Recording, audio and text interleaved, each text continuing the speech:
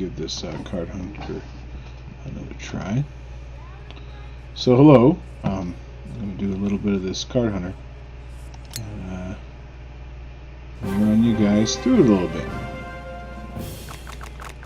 So I played Card Hunter in the beta. It was a pretty fun game. So I'm gonna kind of walk you through it a little bit. I'm on kind of a mid-level. It's like a level 2 or level 3 encounter. So it's one of the earlier ones. As you can see, I'm up against 2 tin golems up here, and also 2 ornithopters. The way that this game works is pretty clever. So you've got my party right here. I've got a dwarf warrior, human wizard, and a human priest. And each one of these characters have their own deck of cards, and those are kind of what you do to fight your battles. Every turn you draw a set of 4 cards to start with, and then you get to draw 3 cards, or I guess 2 cards from that point forward. You also always draw a run, some type of movement card. That's what these blue ones are. So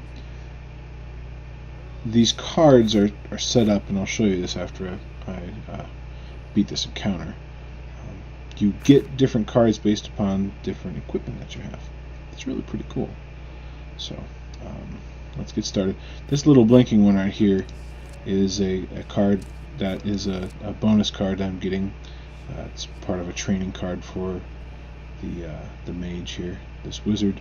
And what it does, it attaches this card, so I keep it, and then it gives me an extra boost to electrical damage, and then also makes my arcane damage harder to block, right? So these are one of the ones when you they're called these trait cards. When you pull one of these cards, you have to play it first. Now, the reason for that, also, there are such things as bad traits. Typically they come hand in hand, and hopefully we won't see the bad one that I've got, but I do have one. So that gets attached to this particular character. White Dream, the Azure. I'm going to click on them. Okay, so I've got my different types of attacks. The way that the turns work is that I play a card. Those trait cards don't count. I immediately draw another card. But I'll play one card from one of my 3 characters, and then my opposing mobs they'll play a card as well, whether they move or something along those lines. And then it just goes back and forth until you run out of cards, or you're done playing cards, and then you can hit pass. And when both sides, so the ones you're up against up here and me, hit pass, so pass 2 times in a row, then everyone draws new cards and you start a new turn. So all these cards are pretty clever. They've got different little things. You can right click on it. And so this is a penetrating attack. It ignores armor. This is a lunging hack, which lets me move as well as attack. So you've got kind of range on this side and damage on the other. So this is the big zap. It hits for 5 and has range of 2. This is the misguided heal, which is a clever card. You can heal for someone for 4 points of damage, but you also damage them for 2. So the damage actually gets applied before healing, so sometimes you can finish off a mob with it. So it's kind of a useful tool. Anyway, so right now I'm just going to move my dwarf up here 1. Give everyone else a chance to move. Thankfully, this guy moved close to my dwarf, so he's going to be able to use his penetrating attacks. These golems typically have a lot of armor cards. I don't have any armor cards yet, but I'll probably get some next turn. Armor cards work in that you don't actually play them, but they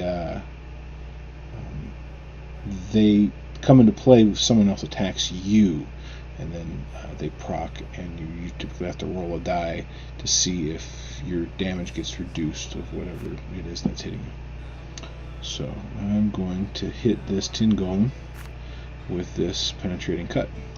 So I click it, and it knows that's the only one that's in range, and it hits it. And he in turn hits me back with his the strike. It's a simple strike. He hit me Wydrun for 3 points of damage. See, 3 crushing damage. Everything's pretty well put together. It's a clever game. I really like it. Alright, I'm going to use my Spark and hit this guy. Now I get a bonus, so it hits for 3 points of damage as opposed to just 2. Now I can use my big zap. I'm going to wait until we get some more people in range. Cards go gray when they won't be using them anymore. No more actions, see right here. So I know that one's not going to be moving for the rest of the turn, which is very useful because I have this card called Acid Blast. And Acid Blast puts a pool of acid on a square, which hits for 3 damage at the beginning of every turn. But also, and this one's important, especially with these golems, is that they force them to discard all armor cards, which is fantastic. So I'm going to drop that there. Oh man. Okay, so they just hit me with a Burning Hands, which caused this Ember Spray. It's a cone-based attack, but it gives me burning. So at the beginning of every turn, it lasts for 2 turns, it hits me for 1 point damage, which only just clipped me. He must have shot it in such a way it only hit me. But he might be able to hit my whole party with that, which kind of sucks. We should probably spread out. Anyway, so still moving. So you can kind of see how many cards they've got up here. They might or might not use these. There's a lot of strategy inherent with that. I'm going to use this, the Unholy Frenzy, which gives a frenzy which is +2 damage to all my melee attacks, and she's gonna cast that on the dwarf. And that also hits me for 1 point of damage, but it's gonna make it so that this turn and next turn my dwarf will be able to hit harder. Now that I've had this zap, I'm going to actually use it on this guy. Bonus attack, so hit him for a total of 5, which is great. Now I'm going... oh boy. Use this hack to move over here, and then I get his free attack. He uses his frenzy, so he gets for more points. Now, I don't really want this guy out here in the open, so I'm going to move him. You have the run card. I could move very far back, but I want to stay a little close so that I can still pop off a shot or 2. He's got most of my ranged attacks, so I'm going to move him over there.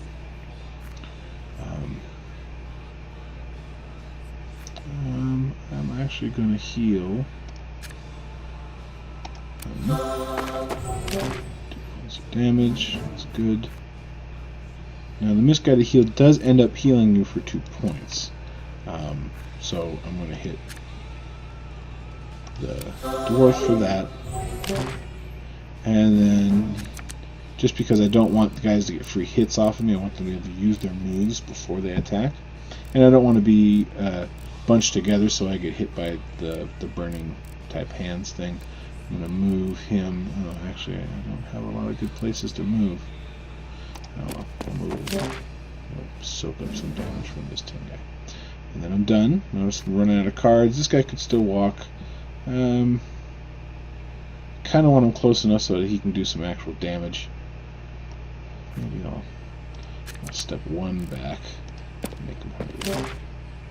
Okay, so then I hit pass. We are also passed. Everyone draws new cards. Some damage there.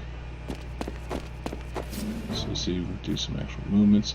Now I have a trait here for my healer, and it has a duration of 3.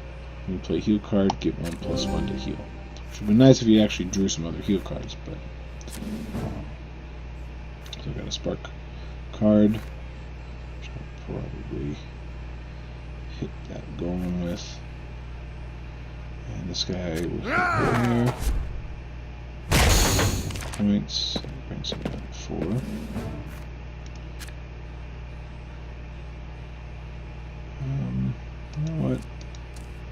I'm not going to attack. So I don't really want to get pounded by him. So he's going to move back a bit.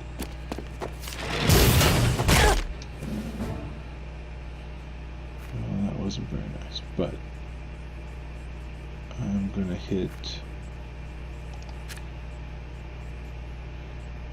Now, I can't block that because I'm shooting, like hitting him in the back. So it has facing rules. If you attack someone from behind, then they have no chance to block. Now notice here I have some blocking, some armor. This is the cloth armor. If I get attacked, I roll d6. If on a 3 or higher, it reduces the damage by 2. Then this is discarded. There's some other cards, like this one, that does the same thing, although this one only procs on magic and projectile attacks. But then it has this thing, keep. When it says keep, when it procs, you put it back into your hand. So you never really lose this one, which is great. This is a good card. Alright. This guy is way too close to the action right now. I'm going to move him.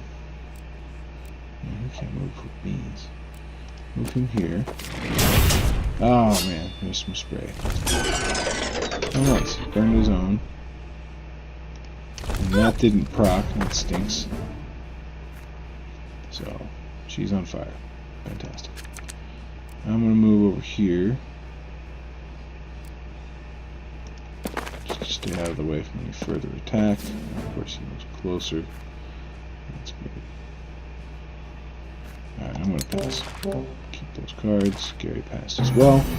Drawing new cards. My guys will take some damage. Ah, that's nice. Alright, well I got some better things. Got a good stab. That is a piercing attack and also has a range of 2, so that's a useful card. Let's see. I think I'm going to hit... Does he still have Unholy Frenzy on him? No. I'm going to hit him with a Frenzy. That gives him that Frenzy plus 2. Hits him for a point, but...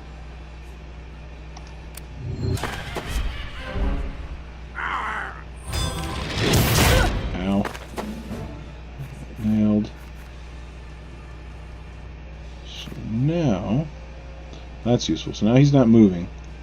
So I'll be able to drop a hot spot on him. This is similar to the acid one, but it just hits for 8 fire damage, which is pretty sweet. So let's put some work into actually killing that sucker. So I'm going to stab him.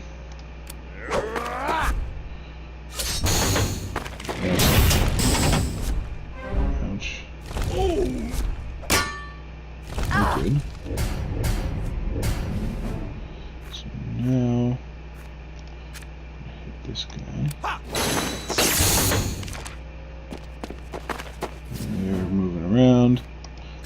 Drop this lava on the bottom of this guy. That should cook him pretty good next turn. Unless he has some armor. Okay.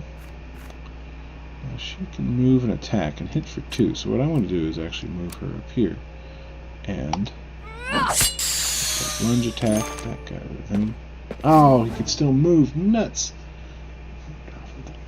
Crap. Well, I got no more moves. Well, no more attacks. I'm going to move this guy back over here. And then she's getting awfully low on hit points. She might get immortalized here. That's good.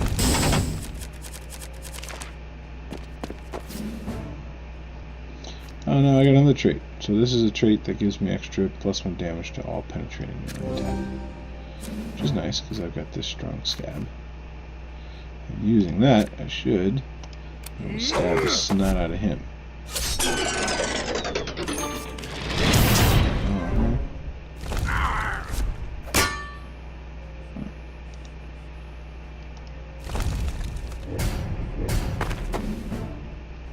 Alright, so now I got a bunch of frenzies. Let's see. Hit him with another frenzy.